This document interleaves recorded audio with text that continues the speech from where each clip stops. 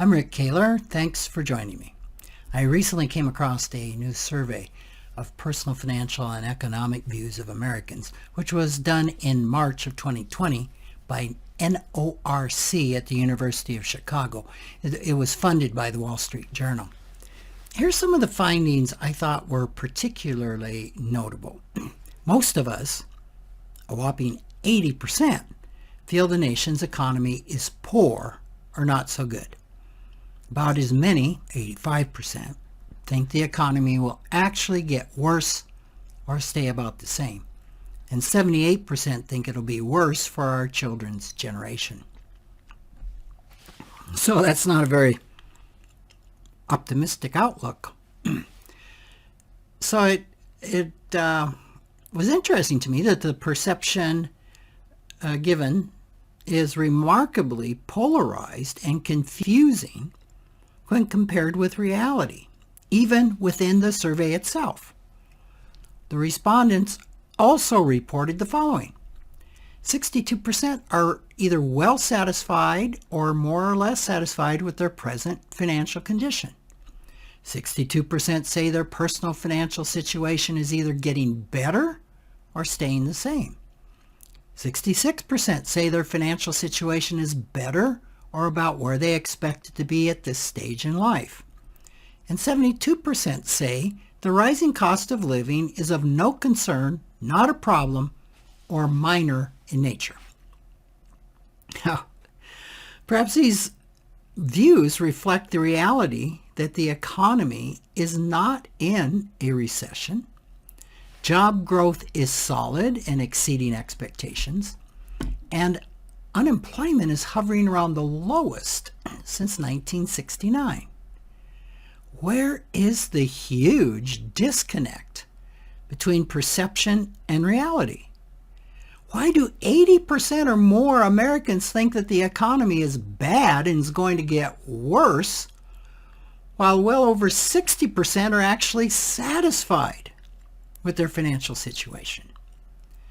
My guess is that most of the disconnect is emotional in nature and largely due to the media they consume, rather than the actual economic data and the actual state of their personal finances. It makes sense that a person who may not be struggling to pay their own bills, but know people who are and who gets information primarily from biased sources with an agenda of portraying how bad things are, may perceive economic conditions to be worse than they are. I've previously suggested in past videos that people who do not consume a balanced media diet tend to have a hard time viewing economic reality and inherently tend to make poor financial decisions.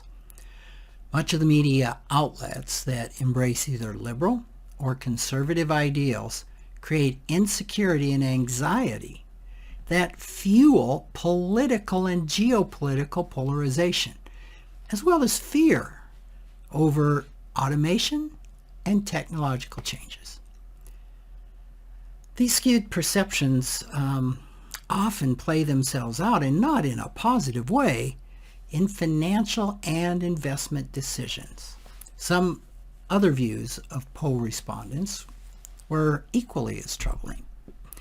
Based on comparing a Wall Street Journal NBC poll on views of Americans from 25 years ago, that was in 1998, and this was done in 2023, we find changes in the following beliefs. Patriotism is very important. The belief that patriotism is very important dropped from 70% in 1998 to 38% today. That religion is very important. That dropped from 62% in 98 to 39% today. That having children is very important. That belief dropped from 59% to 30%. That community involvement is very important. That dropped from 47 to 27%. That hard work is very important. That belief dropped from 83% to 67%. that self-fulfillment is very important. That dropped from 66% to 53%. And the belief that money is very important. That actually rose from 31% to 43%. However, it's clear that most Americans still believe these issues matter. Following are the percentages if we combine the very important and somewhat important responses.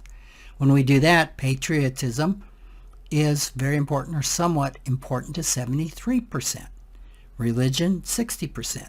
Having children, 65%. Community involvement, 80%. Hard work, 94%. Self-fulfillment, 91%. And money, 90%. While so many things have decreased in being very important to Americans, money has clearly increased in importance. Some observers may see this as a negative. It's probably no surprise to you. I view it more positively. Amassing money is not a satisfying aim in and of itself.